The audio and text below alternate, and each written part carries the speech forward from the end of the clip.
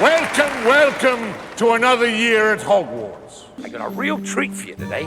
Alright, so it's Harry's third year at Hogwarts. Here's Harry Potter and the Prisoner of Azkaban.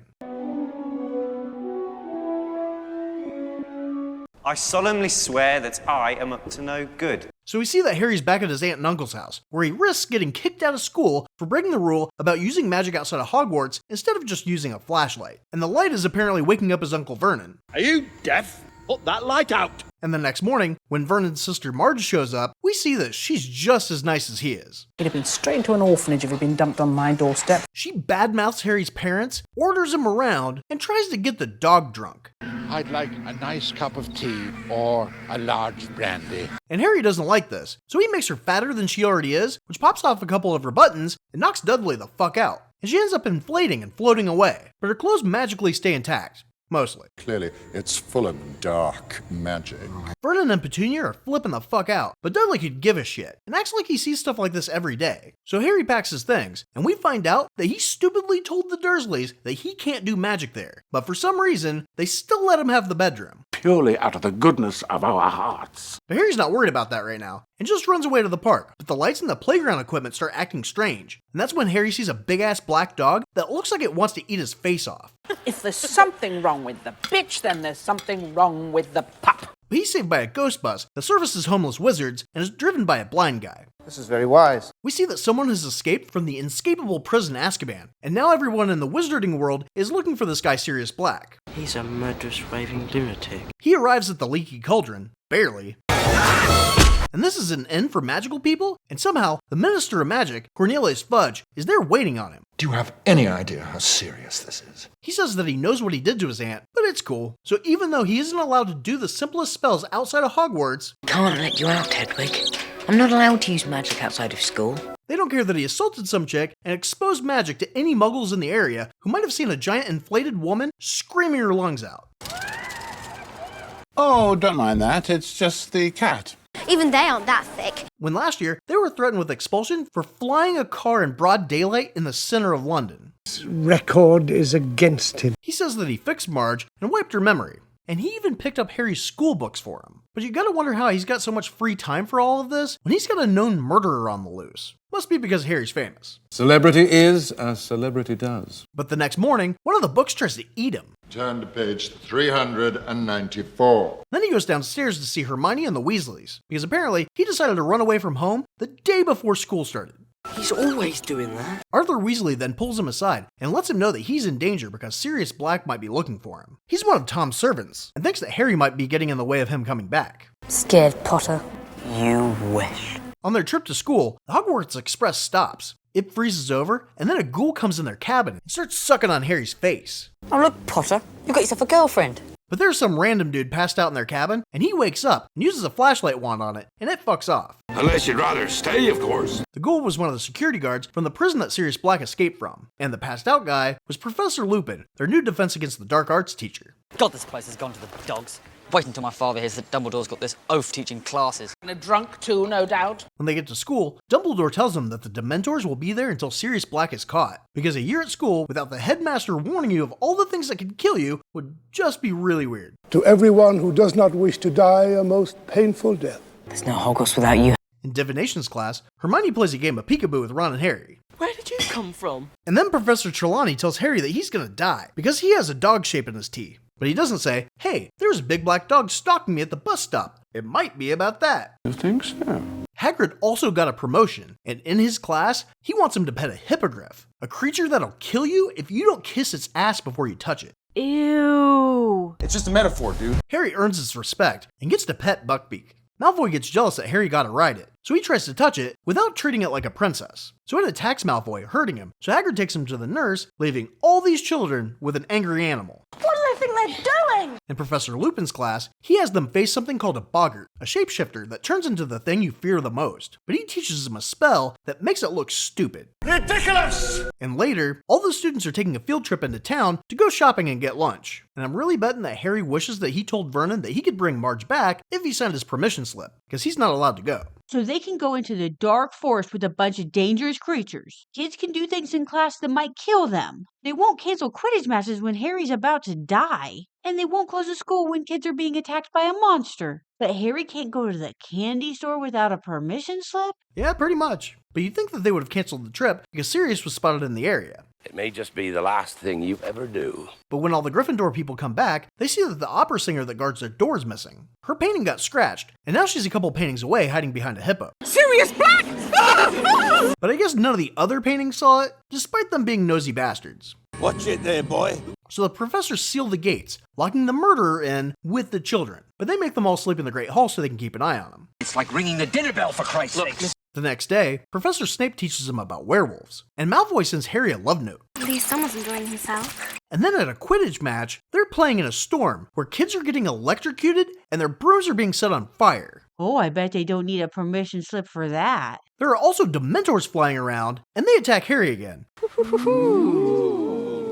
But this time, Dumbledore actually does something to help him before he falls to his death. So either it's not cheating if the headmaster does it, or he just didn't give a shit because it's Harry. They do not deserve your protection! So the next time everybody goes to town, Harry tries to sneak out using the invisibility cloak. But Fred and George see him because he's walking on the snow and they can see his footprints. So they give him the Marauders map, a map that shows you where anyone in Hogwarts is. Out for a little walk in the moonlight.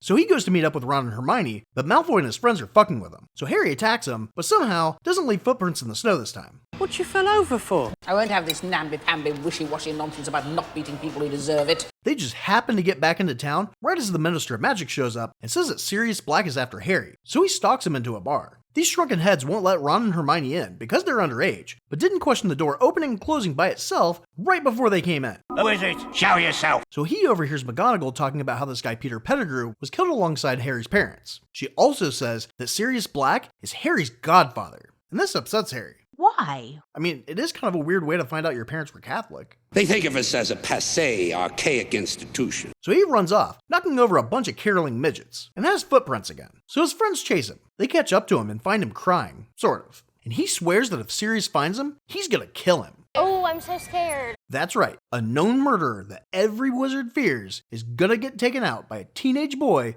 who passes out when he sees a fake Dementor.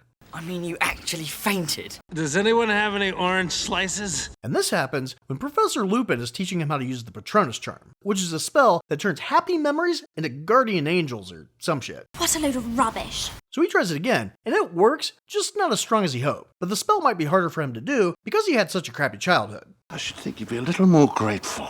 So later on, they bump into Hagrid, who just came back from court in his best fur coat. Unfortunately, Buckbeak's gonna be killed for attacking Draco. And with all of the spells at their disposal, they would rather cut his head off at a school full of children. Just do it. It would be inappropriate.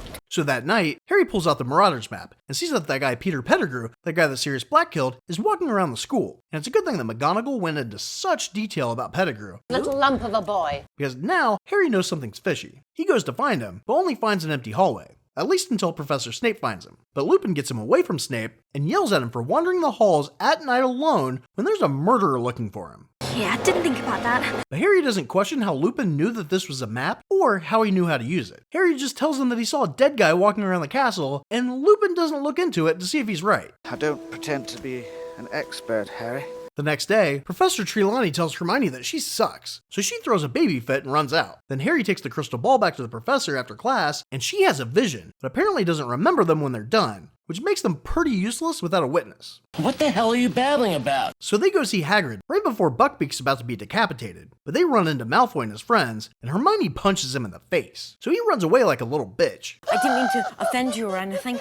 So when they get to Hagrid's, he lets Ron know that he found Scabbers, but things are cut short when Dumbledore and the Executioner show up, but they stick around to watch him die. Who cares? But then Scabbers bites Ron, and they chase him to the Whomping Willow Tree, where Ron's attacked by the mangy dog. Can we panic now?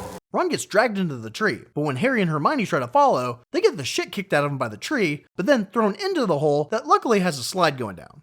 Can we do that again? There's a tunnel that leads to the Shrieking Shack, and when they go in, they see Sirius Black just standing in the corner like a weirdo. It was pretty obvious. And it turns out, he was the dog. Normally, I have a very sweet disposition as a dog. He's what they call an animangus, someone who can shapeshift into an animal. Like Jacob? Kinda. Jacob's kind of a werewolf. An animagus is a wizard who elects to turn into an animal. A werewolf has no choice. But I'm not the right kind of monster for you. So Harry attacks Sirius, but Lupin comes in to stop him. And that's when we see that Lupin's happy to see Sirius. Great man. Says he wants to be with me. And then Hermione pulls Lupin out of the closet for being a werewolf. Well, let's just say that I'm used to it by now. So the two of them keep talking like they want to kill Harry, instead of just saying that Pettigrew was the one who wanted to kill the Potters. That's not really your concern, is it? And then Snape comes in to try to stop him, because apparently the Dementors were at lunch or something, or maybe they only attack kids. Their presence will not disrupt our day-to-day activities. But instead of telling Snape what's going on, Harry does the knock you on your ass spell and knocks him the fuck out. Oh dear, we are in trouble. And that's when Sirius reveals Scabbers to be Pettigrew. I heard we'd lost you on one of your missions, yet here you are back from the dead, and I see you've brought a friend with you. Which explains why Ron's spells never seem to work right on him. It also might be why Hermione's cat Crookshanks seemed to hate him. So Lupin and Sirius are about to kill Pettigrew, but Harry stops him because he doesn't think his dad would like the idea of his two best friends becoming murderers. Oh, but it's okay if his son does it. He's been planning on killing Sirius this whole time. No, what's really stupid is that he takes the word of the guy they wanted to kill. He's like, your dad wouldn't want this. And Harry's like, okay. How would he know what his dad would want? There are 4 people in this room that knew his parents more than he ever will. But for some reason, he thinks he knows what the guy who died when he was a baby was like. My dad wasn't a drunk. My dad didn't strut. Well, I just didn't think my dad would have wanted his two best friends to become killers. So Harry convinces them to take him to the Dementors, but they don't restrain him, even though he can turn into a rat. It also slipped their mind that the Dementors are still looking for Sirius. And Lupin also forgot that it was a full moon and turns into this anorexic basketball player wolf hybrid. There is a teen wolf on the court. That can't be legal. Wow, that's a lot of forgetting. I'm rather gifted with memory charms. It seems like the moonlight has to hit him, but when Hermione sees that it's a full moon, she stupidly warns Harry instead of warning Lupin so he can put up his jacket or some shit. And I was left too weak to stop them. But while Sirius is trying to stop Lupin from changing, Pettigrew gets Lupin's wand, and it seems that the knock you on your ass spell is also the wand flies out of your hand spell, depending on where you aim. Cockshot! So Harry, who just minutes ago knocked Snape on his ass, who was trying to protect him, only disarms the person who was responsible for his parents' death. You would think this is the time you would knock somebody on their ass. He's got a point, you know. But Pettigrew takes the opportunity to turn back into a rat and run away to find Tom, which if Harry had paid attention to Trelawney's premonition, would have known this would happen. He who betrayed his friends whose heart rots with murder shall break free. Anyway, Sirius turns back into a dog to fight Lupin, but Lupin hears a mating call and would rather see what's up with that. He's a horny bastard, isn't he? And then, the Dementors come for Sirius. How is Harry supposed to be a bunch of Dementors when he couldn't even handle a fake one? Oh, so he tries to use the Patronus spell, but it only kinda works. But then this neon deer shows up out of nowhere, and the Dementors just leave. Any theories on how he might have managed it? Many, each as unlikely as the next. Harry wakes up in the hospital, and Hermione tells him that Sirius is about to be executed. Then Dumbledore tells her to go back in time and save him. What, going back? You see, it turns out that Hermione's been using this time machine that McGonagall gave her to take extra classes. Nerd. So they go to Hagrid's and throw rocks at themselves to let him know people are coming. And that's when they free Buckbeak and lure him into the woods with a dead ferret necklace. Something make the other girls go, ooh, that's nice. And Dumbledore is very chill about Buckbeak going missing, so he either knows what's going on or doesn't give a shit. Doesn't miss a trick, that man. So while they wait for themselves to come out of the Whomping Willow, Harry tells her that Sirius asked him to live with him. So he starts planning their future, like a schoolgirl with a crush. It'll just be me and him. We can live in the country, someplace you can see the sky. Isn't that sweet? So while Lupin and Sirius were fighting, it seems that Hermione was the one who made the mating call, and now Lupin wants to hump her leg. So now a horny and pissed off werewolf is barreling right towards him. We are probably gonna die. This is a terrible idea. But Buckbeak comes out of nowhere and saves him. How? No idea.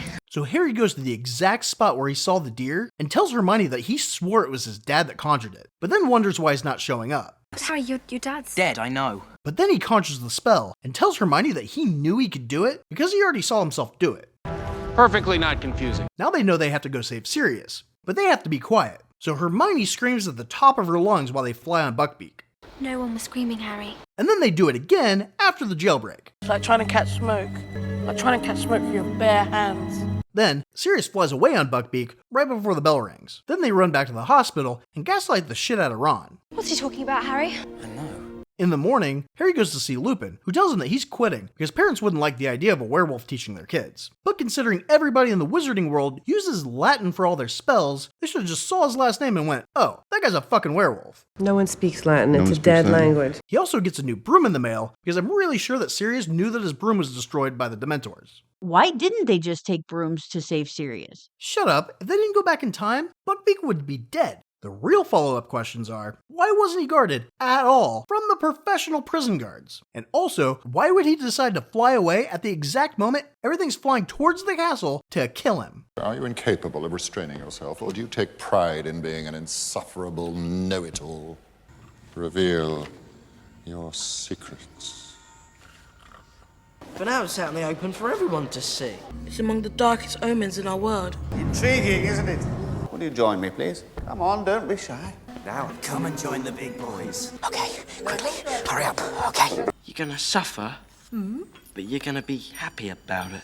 They made me do it. Did not. We did it. Did what? Good night. See you later.